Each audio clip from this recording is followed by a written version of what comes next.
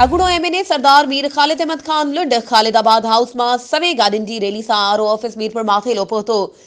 संदसि पंहिंजो नामज़दगी फॉर्म भरायो वियो। संदसि विख ते वर्करनि पारां शानदार इस्तक़बाल कयो ऐं गुलाब जे गुलनि जी वर्खा कई वई।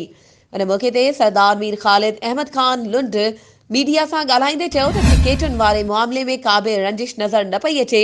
पार्टी जो जेको बि फ़ैसिलो हूंदो उन जे लाइ क़ाबिल क़बूल हूंदो। हिक सवाल जे जवाब ते अॻूणो एमएनए जो चवणु हो त अली गौहर ख़ान मार खे पीपल्स पार्टी में वेलकम चवां थो ऐं संदसि शमूलियत ते सभ खां वधीक ख़ुशि मां आहियां।